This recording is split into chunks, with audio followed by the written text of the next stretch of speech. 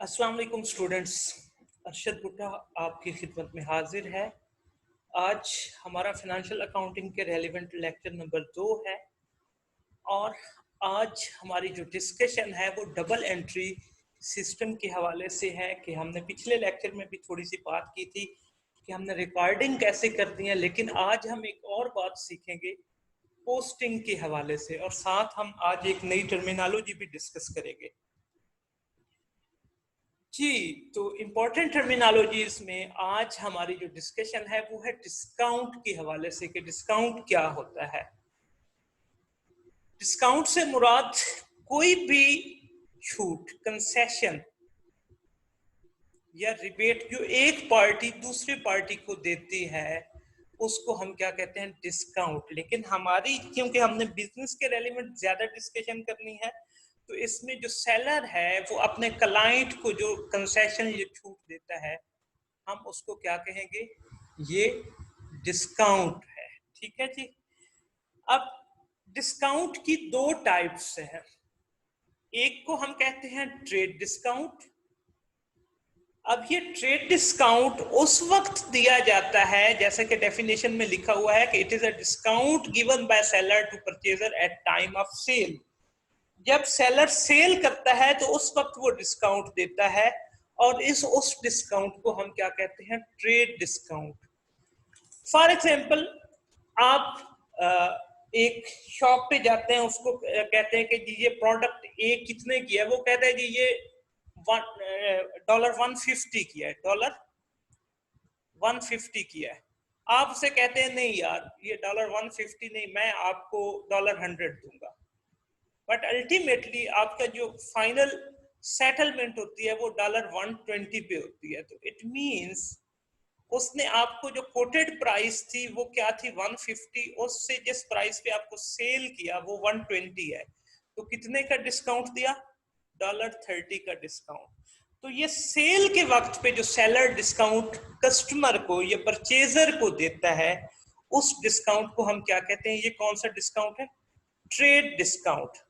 अब trade discount books of accounts में record नहीं होता।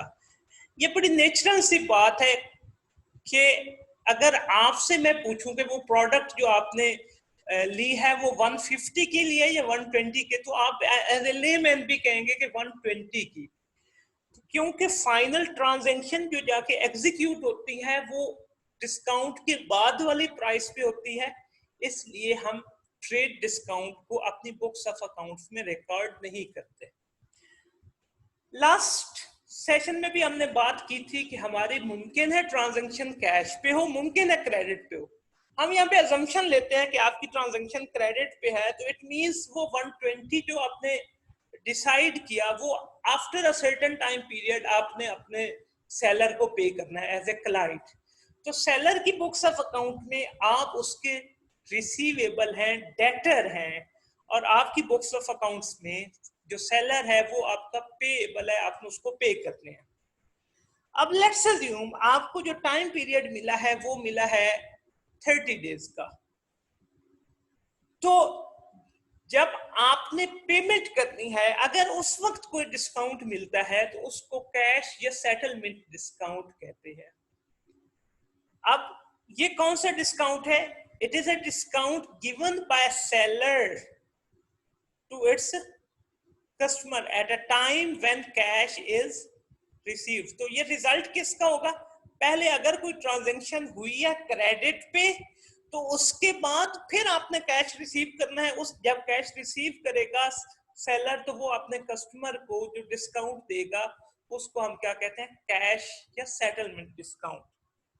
अब ये डिस्काउंट बुक्स ऑफ अकाउंट्स में रिकॉर्ड होता है। मिसाल के तौर पे मैं सेलर के पॉइंट ऑफ व्यू से भी बात करूं तो जब उसने आपको सेल की थी एट दैट टाइम उसने जर्नल एंट्री पास की थी से मिस्टर एक्स डेबिट, उसका जो रिसीवेबल है और टू सेल्स क्रेडिट। हम इस पे बाद में भी इन डिटेल बात करेंगे। तो अब ये रिकॉर्ड हो गई। अब इसके अगेंस्ट जब कैश डिस्काउंट दिया जाएगा, ये सेटलमेंट डिस्काउंट दिया जाता है। ये क्यों देते हैं?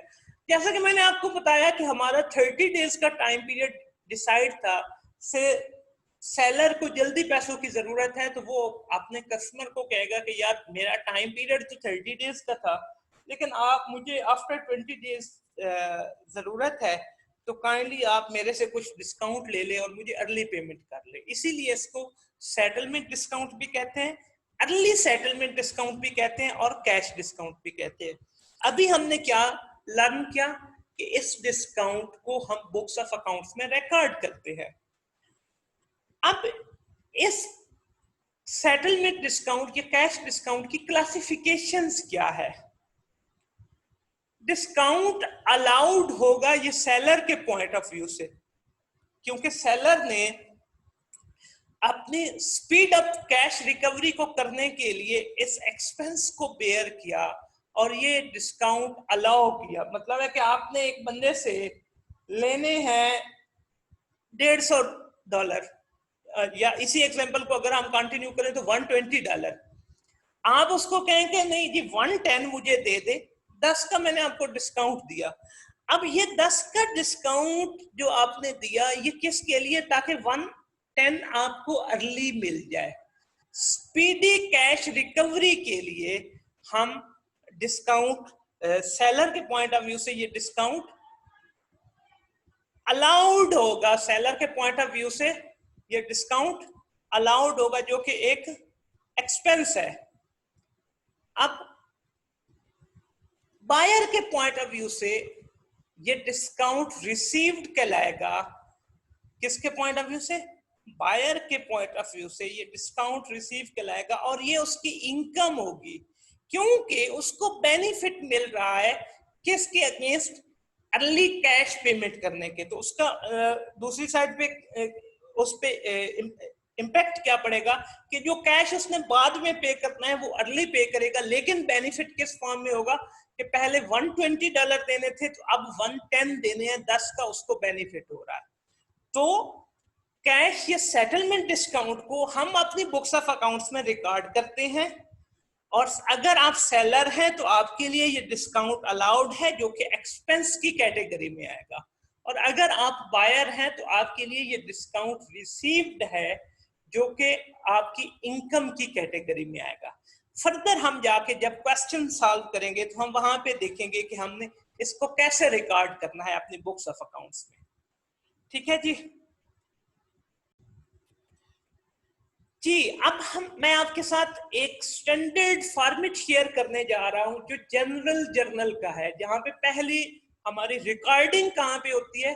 वो बुक्स ऑफ प्राइम एंट्री ये जनरल जर्नल में होती है। तो हमने पहले जनरल एंट्री सीखनी है, तो उसके लिए फॉर्मेट क्या होता है? पहला कॉलम डेट का है, फिर पर्टिकुलर्स, यहाँ पे हम टाइटल ऑफ अकाउंट्स लिखते हैं, लेजर फोलियो। अब एक आपकी बुक क्या है? जनरल जर्नल है, दूसरी बुक क्या है? लेजर। अब ये जो डिटेल है, मिसाल के तौर पे ये ट्रांजैक्शन हुई है ए टू सेल्स, ठीक है। अब एक के कॉलम में आपने 1000 रखा, डेबिट साइड पे लिखा, और 1000 क्रेडिट साइड पे लिखा। अब इसके सामने इसका लेजर नंबर होगा। अब लेजर नंबर से क्या मुराद है कि लेजर की बुक में फलां पेज पे ये ए का अकाउंट होगा, तो उसको क्या बोलते हैं? LF या ledger folio. Amount debit side और अमाउंट क्रेडिट साइड पे। जो पहला कॉलम होगा अमाउंट का, वो डेबिट का कॉलम होगा, ये डेबिट साइड है और ये क्रेडिट साइड है। पिछले लेक्चर में मैंने आपके साथ डिस्कस किया था कि डेबिट और क्रेडिट की अमाउंट इक्वल होनी चाहिए। तो जी ये फॉर्मेट है हमारे पास किसका? जर्नल का। अब हम स्टैंडर्ड फॉर्मेट डिस्कस करते हैं लेजर या टी अकाउंट्स का। अब इसकी ये जो दरमियान वाली लाइन है ये थोड़ी सी हाईलाइटेड लाइन है। अब इसको टी अकाउंट भी इसीलिए कहते हैं कि ये टी की फॉर्म बन गई।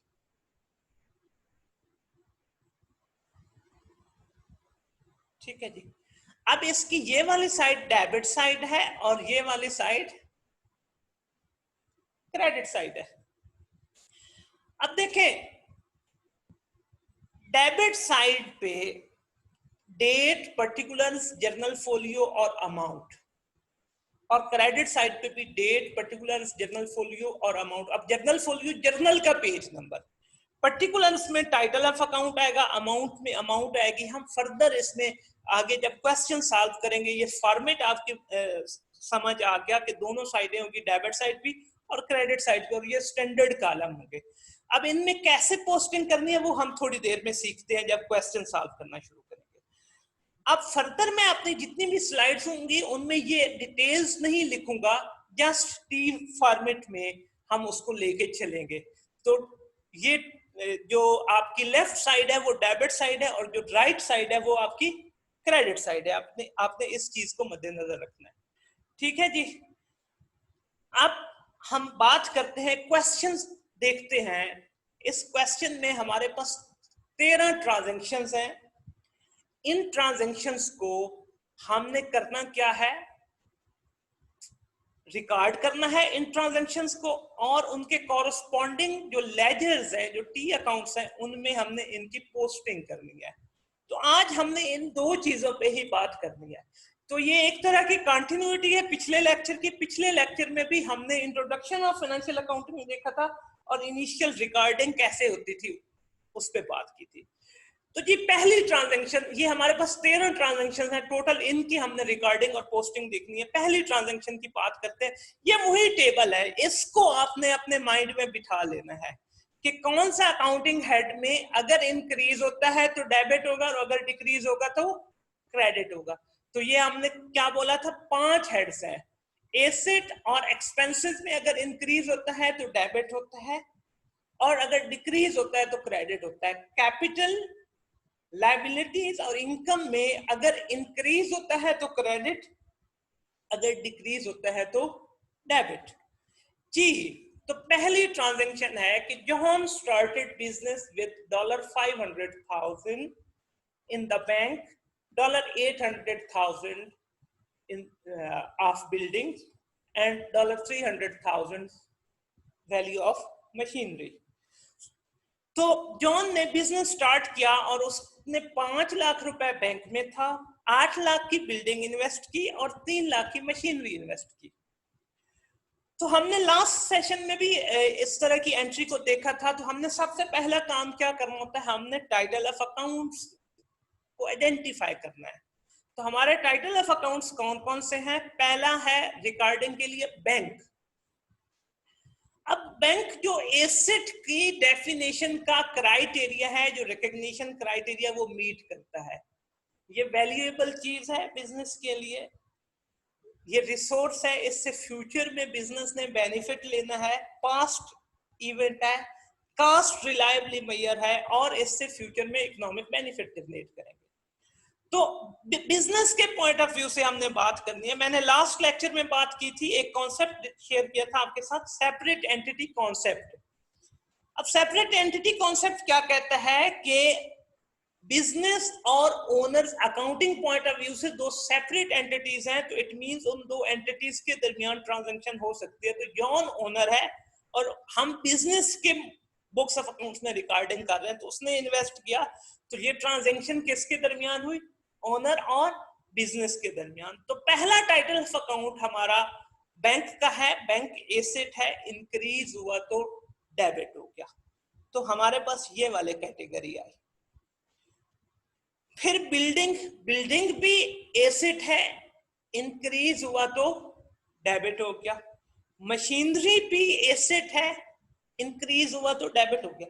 अब याद रखिएगा परचेजेस और एसेट का डिफरेंस कहां पे आएगा? परचेजेस के लिए गुड्स का वर्ड होगा और अगर किसी चीज का नाम लिखा हो तो वो आपका एसेट होगा। किसी भी कमोडिटी का अगर नाम लिखा होगा, जैसे बिल्डिंग, मशीनरी, ये नाम है। अब ये तीनों इंक्रीज हुए तो डेबिट हुए और क्रेडिट किसको किया? कैपिटल को। अब कैपिटल इंक्रीज इन कैपिटल हुआ तो क्रेडिट हो गया। कितनी अमाउंट का? इन तीनों का सम हो गया। तो इसीलिए मैंने बात की थी लास्ट सेशन में भी कि एक जर्नल एंट्री में आपके मिनिमम टाइटल ऑफ अकाउंट्स कितने होंगे? दो से ज्यादा हो सकते हैं, लेकिन डेबिट और क्रेडिट साइड इक्वल होनी चाहिए। अब यहां तक तो जो बात की है ये हमारी पिछले लेक्चर की रिवीजन हुई है। आज हम जो साथ नई बात सीख रहे हैं वो है पोस्टिंग करना। अब सबसे पहले हमने आइडेंटिफाई करने हमारे टाइटल ऑफ अकाउंट्स कितने, पहली ट्रांजैक्शन क्योंकि रिकॉर्डिंग हो रही है 4 टाइटल ऑफ अकाउंट है। हम पहले टाइटल ऑफ अकाउंट की पोस्टिंग करेंगे। पहला क्या है, बैंक। अब हम टाइटल ऑफ अकाउंट क्या लिखेंगे, जैसा कि फॉर्मेट में है बैंक अकाउंट, और क्योंकि वो डेबिट हो रहा है उसकी डेबिट साइड पे वो अमाउंट लिखेंगे, जितनी अमाउंट से वो डेबिट हो रहा है। वो कितनी अमाउंट है, 5 लाख की। डेबिट साइड पे हमने अमाउंट लिखी 5 लाख की, और अपोजिट अकाउंट का नाम लिखा। अपोजिट अकाउंट क्या हुआ है कि अगर आप डेबिट साइड पे लिख रहे हैं जो अकाउंट क्रेडिट हो रहा होगा, कैपिटल।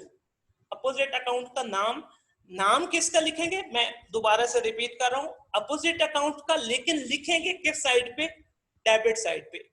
इससे मुराद क्या है, हमें पता क्या चला कि बैंक अकाउंट को हमने डेबिट किया, किस रीजन की वजह से, कैपिटल इंट्रोड्यूस हुआ। अब दूसरा टाइटल ऑफ अकाउंट कौन सा है, बिल्डिंग। अब बिल्डिंग भी डेबिट हो रहा है तो डेबिट साइड पे अमाउंट लिखी 8 लाख की, और अपोजिट अकाउंट क्यों डेबिट हो रहा है, कैपिटल की वजह से, इसलिए अपोजिट अकाउंट का नाम लिखा कैपिटल। अब तीसरा टाइटल ऑफ अकाउंट कौन सा है, मशीनरी। अब मशीनरी भी डेबिट हो रही है तो मशीनरी के अकाउंट की डेबिट साइड पे अमाउंट लिखी, और अपोजिट अकाउंट का नाम क्या लिखा, कैपिटल। क्यों, क्योंकि मशीनरी डेबिट हो रही है, किस वजह से, कैपिटल की वजह से। अब ये डेबिट साइड की हमने पोस्टिंग मुकम्मल कर ली। अब हम बात करते हैं क्रेडिट साइड पे जी। तो अब हमारे क्रेडिट साइड पे टाइटल ऑफ अकाउंट क्या है, capital account. Title of account क्या है, कैपिटल अकाउंट। अब इसको क्रेडिट कितने अमाउंट से करना है, 16 लाख से। लेकिन यहां पे ये एक रूल ऑफ थंब याद रखिएगा, छोटे वाली अमाउंट हार की लिखेंगे ताकि हमें कैपिटल के अगेंस्ट भी पता चले कि ये इसको क्रेडिट किस किस के अगेंस्ट किया। तो कैपिटल को क्रेडिट किया, अमाउंट क्रेडिट साइड पे ही लिखी 3 लाख की, किसकी वजह से, बैंक की वजह से। तो अपोजिट अकाउंट का नाम क्या आ गया, बैंक का। फिर कैपिटल को क्रेडिट किया 8 लाख से, अपोजिट अकाउंट कौन सा है, बिल्डिंग, बिल्डिंग का लिख दिया।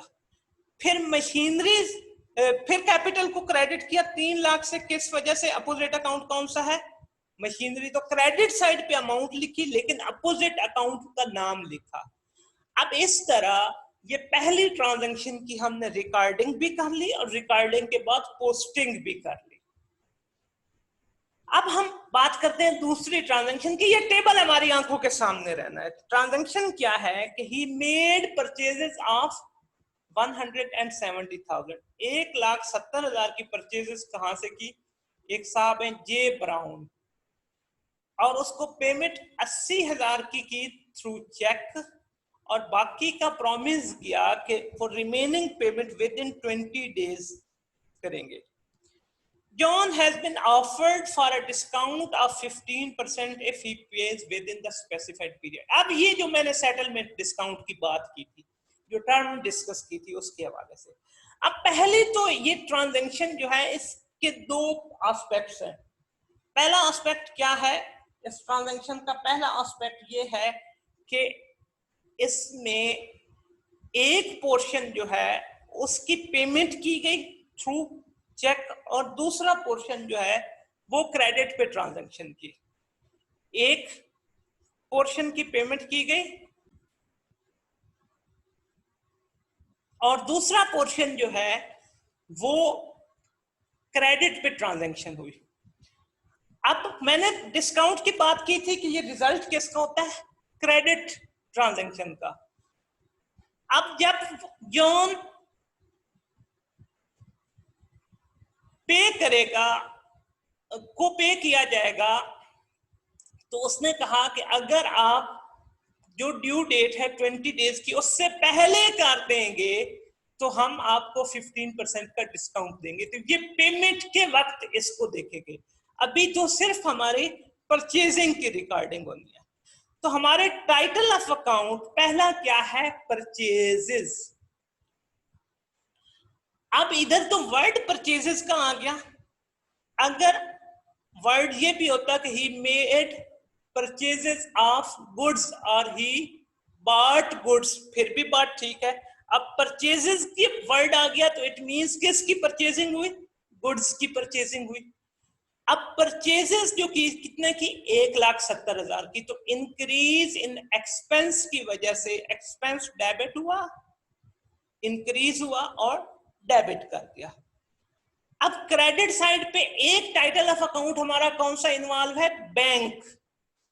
बैंक क्या है, हमारा एसेट है, कैटेगरी ये आ गई, और एसेट। अब बैंक से पेमेंट जा रही है, चेक दिया है आपने, तो डिक्रीज हुआ ये वाला एरिया, तो हमारा एसेट क्रेडिट हो गया 80,000 से। और टोटल क्योंकि परचेजेस 170 की हुई थी, 80 कैश की चेक की फॉर्म में है, तो बाकी 90 जो है वो उधार की ट्रांजैक्शन हुई, बैलेंसिंग फिगर आ गया हमारे पास। अब ये हमारी लायबिलिटी बन गई। जे ब्राउन वो पर्सन है जिससे हमने उधार पे परचेजेस की, तो जिस एंटिटी से हम उधार पे परचेजेस करते हैं उसको हम क्या कहते हैं, क्रेडिटर और पेएबल, और वो हमारी लायबिलिटी होता है। तो इस ट्रांजैक्शन की वजह से कल को इसको पेमेंट करनी है, तो हमारी लायबिलिटी इंक्रीज हो गई, लायबिलिटी इंक्रीज हो गई। अब लायबिलिटी जब इंक्रीज हो गई तो हम क्या करते हैं, क्रेडिट करते हैं। इंक्रीज इन लायबिलिटी की वजह से जे ब्राउन को हमने क्रेडिट कर दिया। अब देखें, हमने पोस्टिंग करनी है टाइटल ऑफ अकाउंट। अब पिछली ट्रांजैक्शन में हमने देखा था, मैं दोबारा उस ट्रांजैक्शन पे जा रहा हूं, कि हमारे जो टाइटल ऑफ अकाउंट इन्वॉल्व हुए थे उनमें एक बैंक भी था। अब इस ट्रांजैक्शन में दोबारा बैंक का टाइटल अकाउंट इन्वॉल्व हो गया, तो फिर नया कोई टी अकाउंट हमें नहीं ओपन करना पड़ेगा, बल्कि उसी पुराने टी अकाउंट में उसकी रेलेवेंट ट्रांजैक्शन की पोस्टिंग करेंगे। अब परचेजेस का क्योंकि पहले अकाउंट नहीं है, हमने ओपन कर लिया। अब परचेजेस को डेबिट कितनी अमाउंट से करना है, 1,70,000 से। तो डेबिट साइड पे बाइफिरकेट किया। मैं अगेन ये कहूंगा, यहाँ पे याद रखने के लिए छोटी अमाउंट यूज की जाएगी।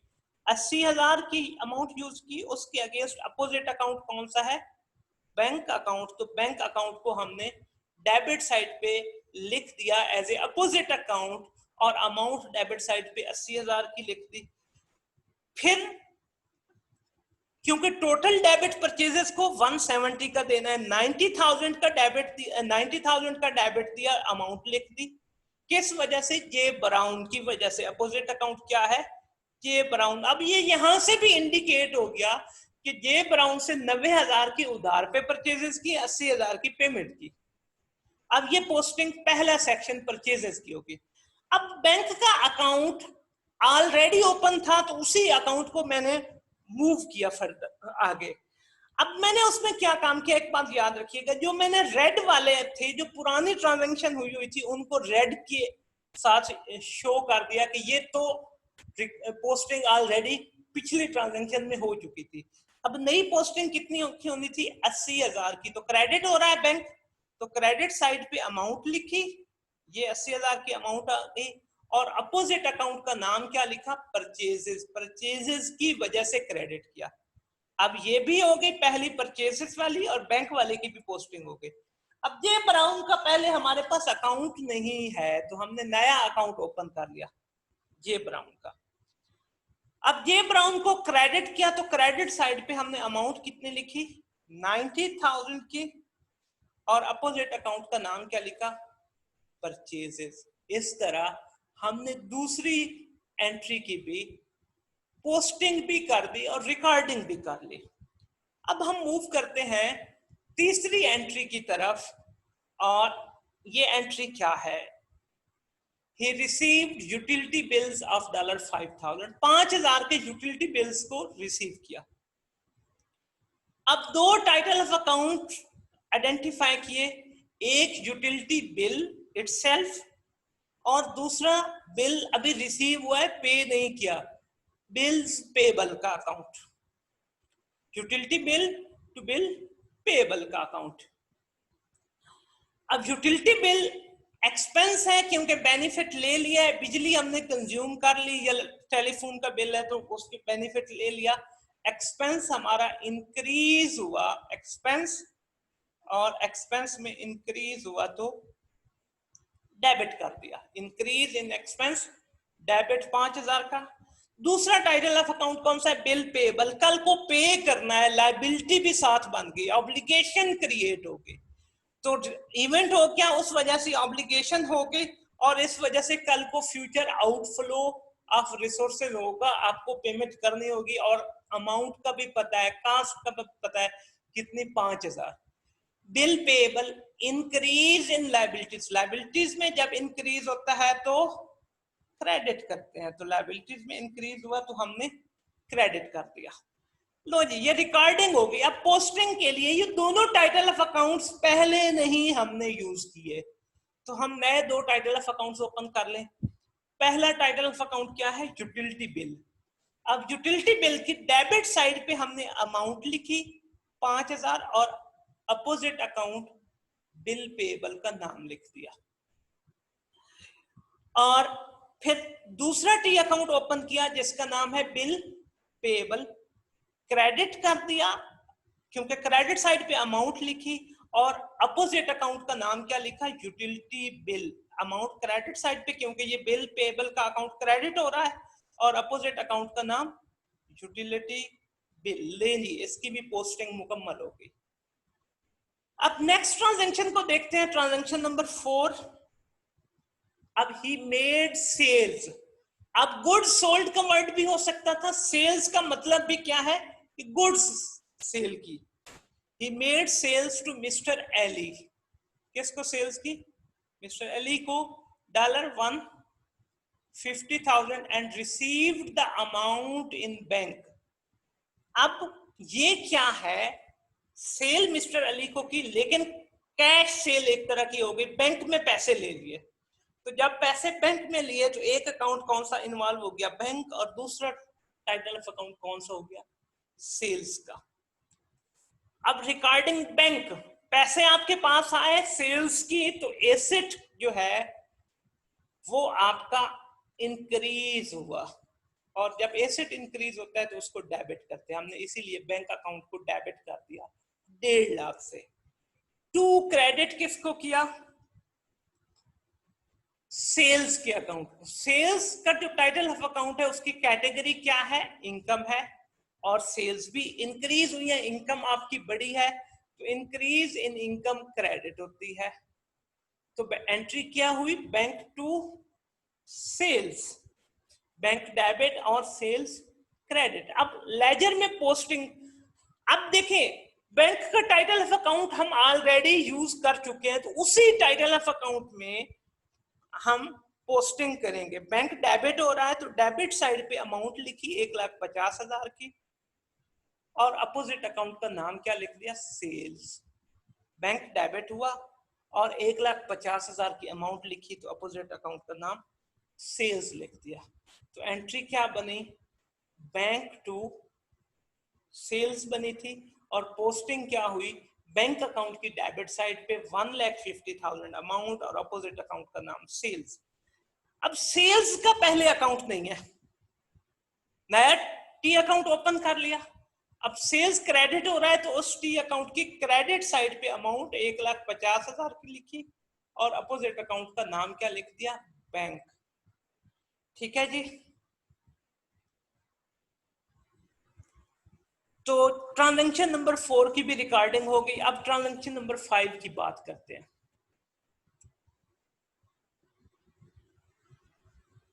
He got $150,000 loan from bank. अब बैंक से आपने एक लोन लिया और कैश की फॉर्म में ले लिया। अब दो टाइटल ऑफ अकाउंट कौन कौन से इन्वॉल्व हुए? एक कैश, आपके पास कैश आया, अब ये नहीं मेंशन कि वो लोन्स जो लिया था वो आपके अकाउंट में ट्रांसफर हुआ। अगर आपके अकाउंट में ट्रांसफर होता तो फिर बैंक अकाउंट होता। अब हमें यहाँ पे ये कैश की फॉर्म में मिला, तो हमारा एक टाइटल ऑफ अकाउंट कैश हो गया और दूसरा बैंक लोन। कैश एसेट की कैटेगरी में है, एसेट है, और एसेट में जब इंक्रीज होता है तो डेबिट करते हैं। हमने कैश को डेबिट कर दिया as increase in asset, amount लिख दी 1,50,000 की। अब बैंक लोन, लोन लायबिलिटी है, कल को पेमेंट करनी है, पास्ट इवेंट का रिजल्ट है, अमाउंट का पता है, कल को फ्यूचर इकोनॉमिक बेनिफिट का आउटफ्लो होना है। तो हमने बैंक लोन को क्रेडिट कर दिया 1,50,000 से, तो ये इंक्रीज इन लायबिलिटी की वजह से क्रेडिट हो गया। ठीक है जी, एंट्री क्या बनी? Cash debit to bank loan credit. अब इसकी पोस्टिंग कर दी लेजर्स में। पहला क्या है? कैश का अकाउंट ओपन किया, नया अकाउंट ओपन करना पड़ा क्योंकि पहले कैश अकाउंट यूज नहीं हो रहा। तो कैश अकाउंट की डेबिट साइड पे अमाउंट लिख दी 1,50,000, अपोजिट अकाउंट का नाम लिखा बैंक लोन। अब बैंक लोन का भी पहले अकाउंट नहीं यूज हुआ, तो बैंक लोन का अकाउंट ओपन किया, अमाउंट क्रेडिट साइड पे लिखी और अपोजिट अकाउंट का नाम लिख दिया कैश। क्यों क्रेडिट किया? कैश की वजह से, कैश आया आपके पास लिए, इसलिए आपने बैंक अकाउंट को, बैंक लोन अकाउंट को क्रेडिट किया।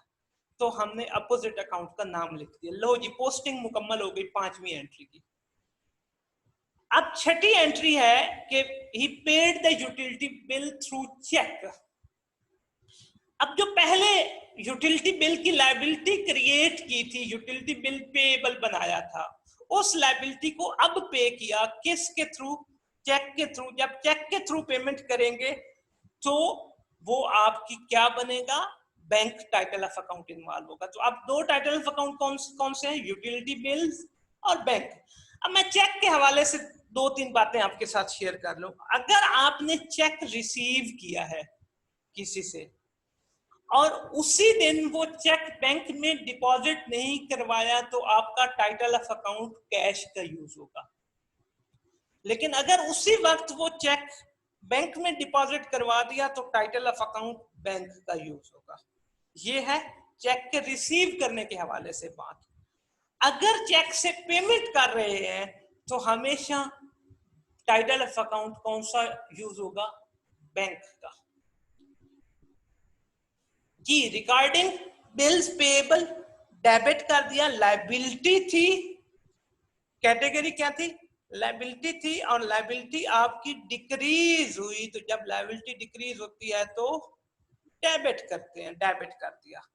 और बैंक आपका एसेट है, और एसेट जब आपका डिक्रीज होता है, एसेट कैटेगरी क्या है?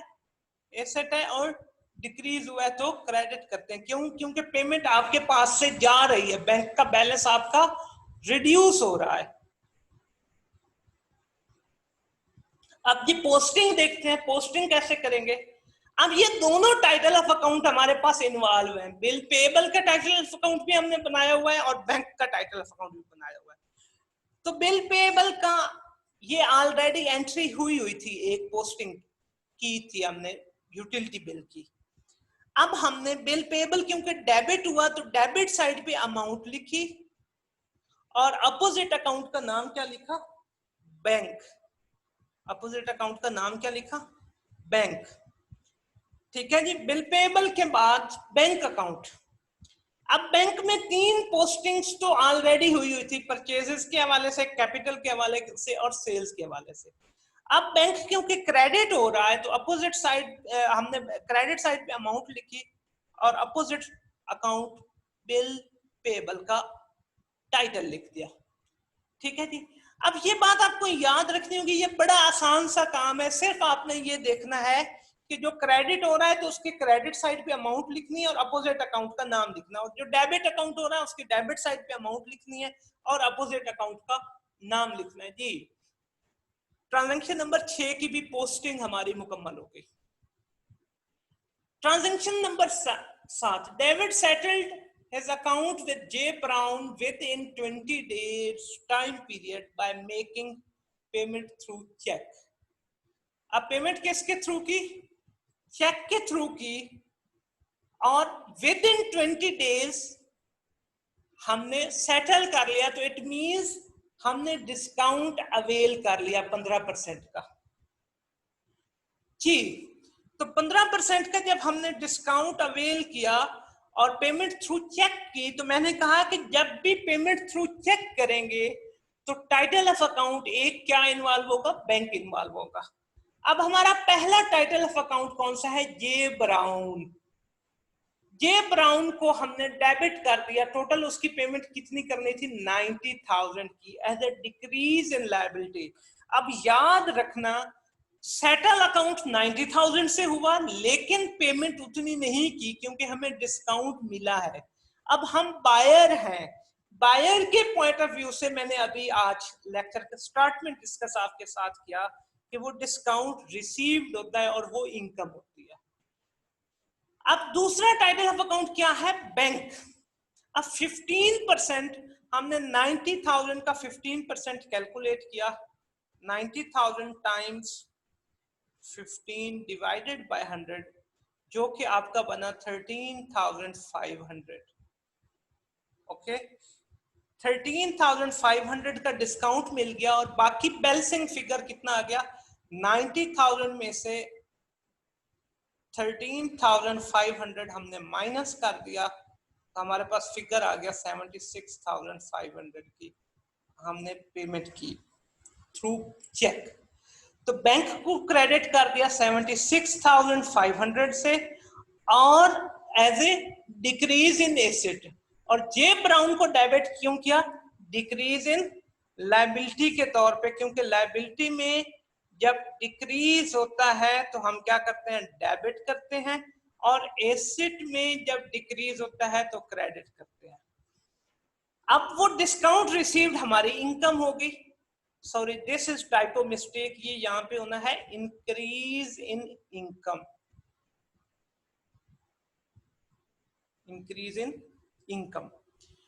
अब इनकम में जब इंक्रीज होता है तो वो क्या करते हैं? क्रेडिट करते हैं। इनकम में इंक्रीज हुआ तो हमने क्रेडिट कर दिया, तो डिस्काउंट रिसीव्ड को भी हमने क्रेडिट कर दिया। अब 3 टाइटल ऑफ अकाउंट्स हमारे आ गए। अब 2 टाइटल ऑफ अकाउंट्स हम ऑलरेडी यूज कर चुके हैं, जे ब्राउन का और बैंक का, तो उनमें ही पोस्टिंग करेंगे। अब ये जे ब्राउन का अकाउंट है, इसमें ऑलरेडी परचेजेस क्रेडिट हुई थी 90,000 की। अब इसको टोटल डेबिट 90,000 का देना है, लेकिन 2 डिफरेंट टाइटल ऑफ अकाउंट्स के अगेंस्ट। पहले की अमाउंट लिखी 76,500 डेबिट साइड पे और अपोजिट अकाउंट बैंक लिखा। याद रखिएगा, टोटल डेबिट इसको कितने का देना है? 90,000 का, लेकिन क्योंकि 2 डिफरेंट अकाउंट्स के अगेंस्ट देना है, इसलिए अमाउंट उन अकाउंट्स की लिखेंगे और अपोजिट अकाउंट का नाम लिखेंगे। और डिस्काउंट रिसीव्ड 13,500 का डेबिट हो गया। अब बैंक का अकाउंट ऑलरेडी ओपन है, ये 4 ट्रांजैक्शंस ऑलरेडी हम पोस्ट कर चुके हैं। अब ये 5वीं ट्रांजैक्शन, जे ब्राउन क्रेडिट कितनी अमाउंट से किया बैंक को? 76,500 से, और अपोजिट अकाउंट का नाम क्या लिखा? जे ब्राउन, जे ब्राउन की वजह से किया। अब बात कर लेते हैं डिस्काउंट रिसीव्ड। अब ये नया टाइटल ऑफ अकाउंट है, पहले नहीं था, इसलिए नया टी अकाउंट ओपन कर लिया। अब जे ब्राउन को हमने क्या काम किया? डिस्काउंट रिसीव्ड अकाउंट को सॉरी क्रेडिट किया, तो क्रेडिट साइड पे अमाउंट लिखी 13,500 की, और अपोजिट अकाउंट की जो पोस्टिंग की वो किसके नाम से की? जे ब्राउन की वजह से, क्योंकि डिस्काउंट रिसीव्ड को क्रेडिट किया, इट मींस हमें पता चल गया कि ये डिस्काउंट रिसीव किससे हमने अवेल किया? जे ब्राउन से। अपोजिट अकाउंट का नाम लिख दिया।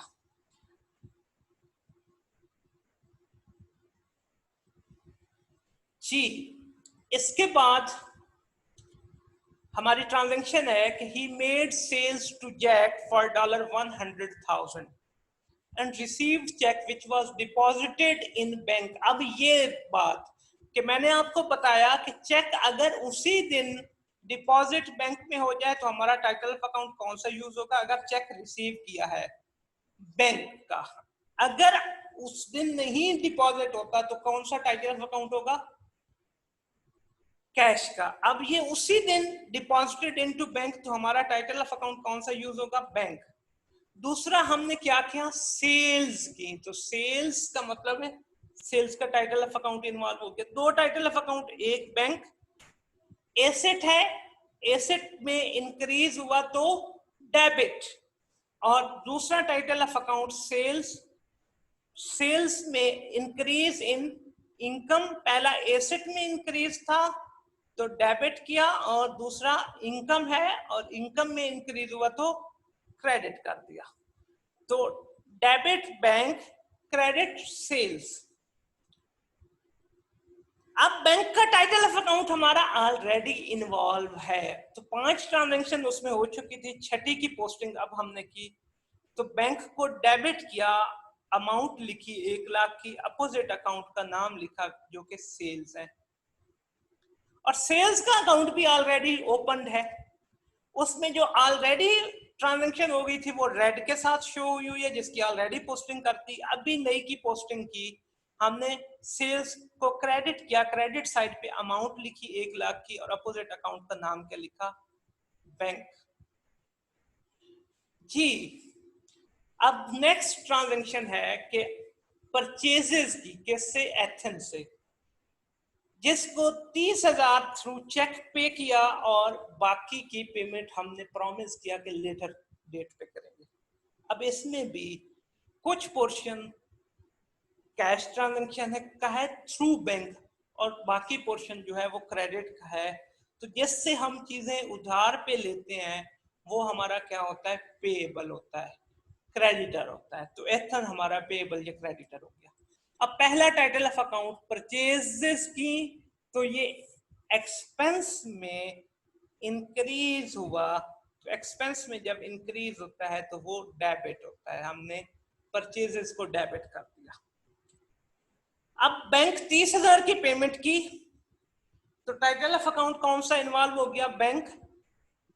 चेक दिया किसी को तो डिक्रीज इन एसेट, एसेट में डिक्रीज हुआ तो क्रेडिट कर दिया 30,000 से।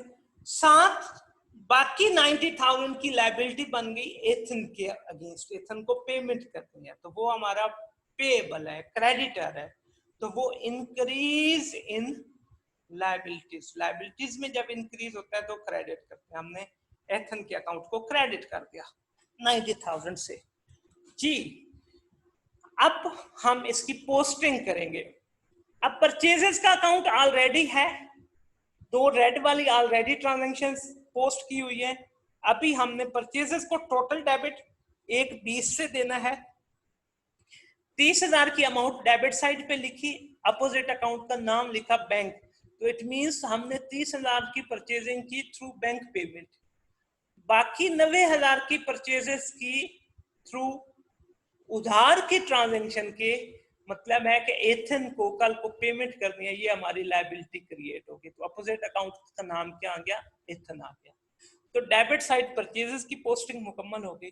अब क्रेडिट साइड पे बैंक का अकाउंट ऑलरेडी हमारे पास ओपन है, हमने बैंक की परचेजेस क्रेडिट साइड पे शो की, कितनी अमाउंट की?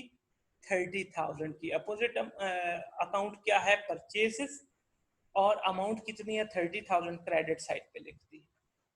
मैं फिर से रिपीट कर रहा हूं, इससे मुराद क्या हुआ, यहां से क्या हमें इंडिकेट मिलेगा कि बैंक से 30,000 की पेमेंट की, किसके लिए? परचेजेस करने के लिए। फिर एथन, पहले अकाउंट नहीं था, अब नया ओपन कर लिया, एथन को हमने क्रेडिट किया, क्रेडिट साइड पे अमाउंट लिख दी, किस वजह से? परचेजेस की वजह से। अपोजिट अकाउंट का नाम क्या आ गया? परचेजेस। जी,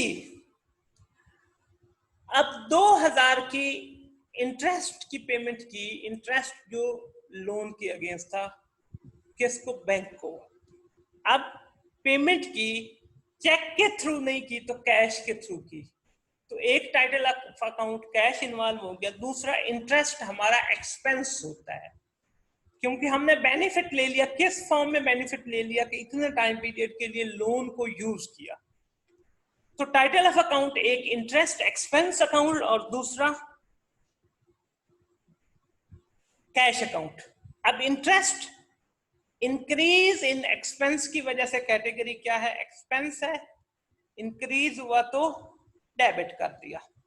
और कैश हमारा एसेट है, एसेट डिक्रीज हुआ, अब पेमेंट गई हमारे से तो एसेट डिक्रीज होता है तो क्रेडिट कर दिया।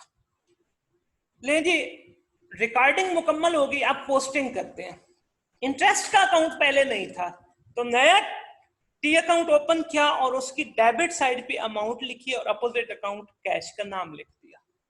डेबिट साइड पे हमने 2000 की अमाउंट लिखी और अपोजिट अकाउंट कैश का नाम लिख दिया।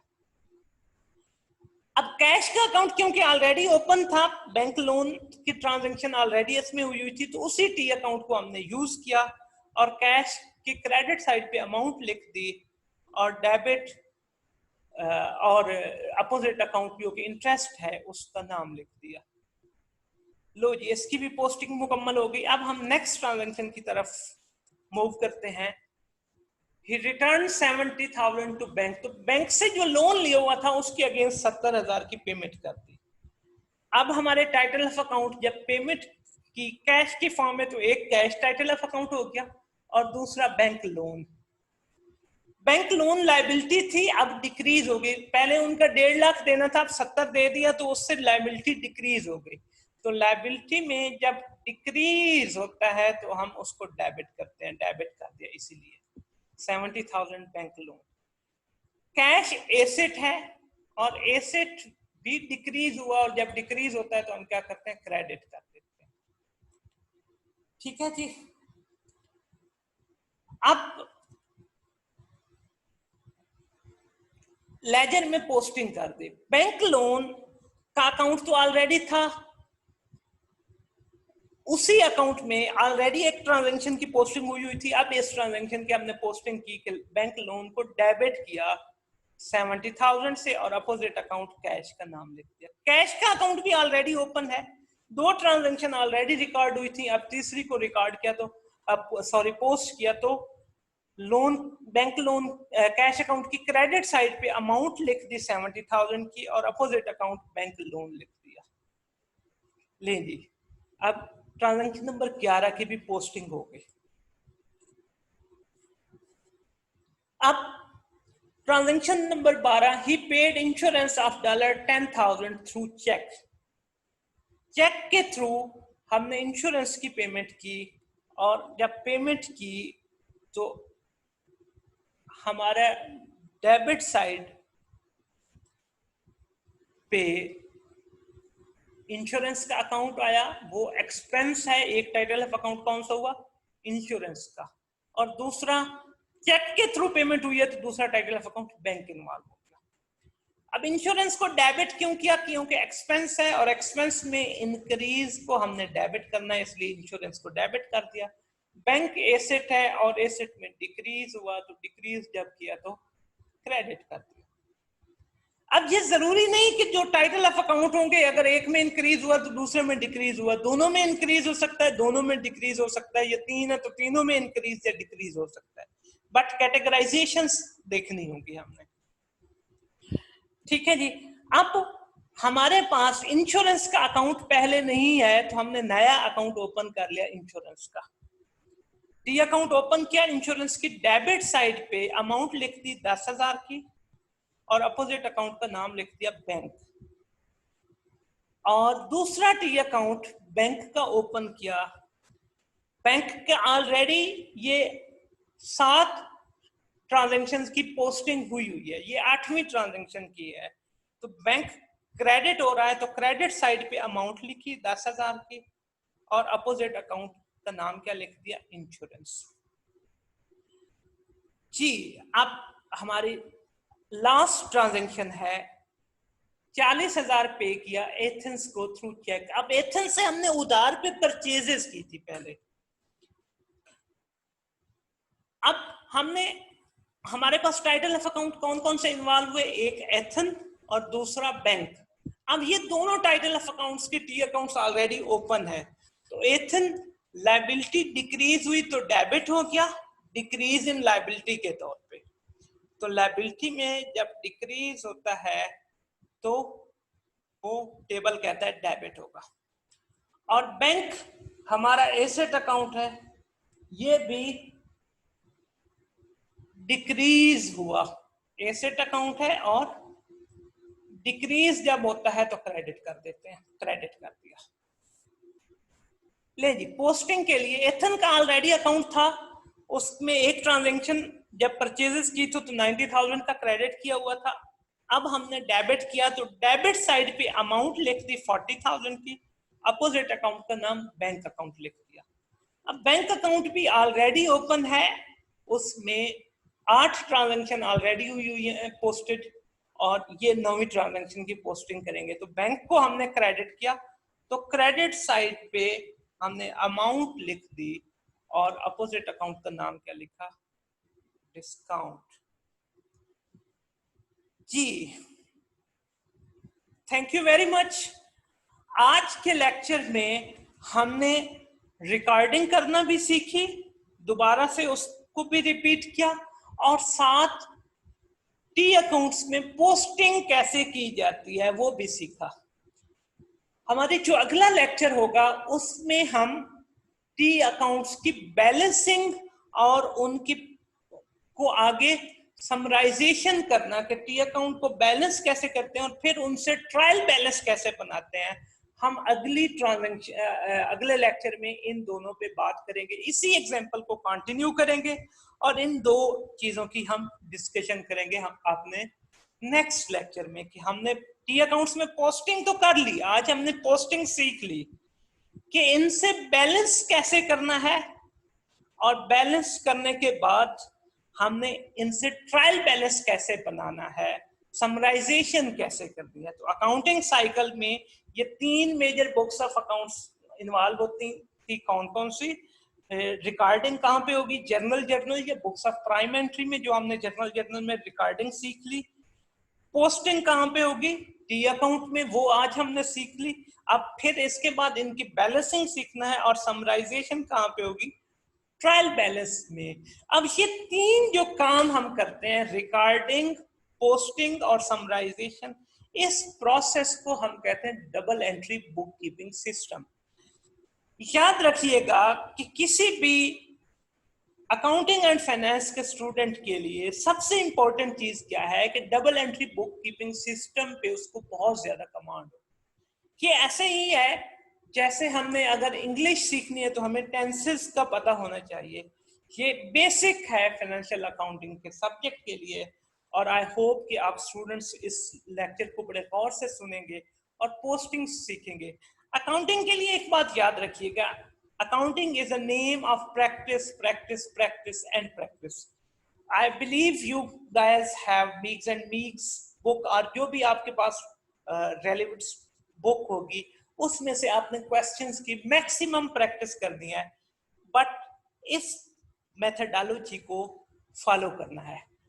Thank you very much for your time guys. I hope you may have enjoyed this lecture, और हम अगले लेक्चर में मिलते हैं जिसमें हम बात करेंगे कि टी अकाउंट को बैलेंस कैसे करना है और उससे के बाद ट्रायल बैलेंस कैसे बनाना है।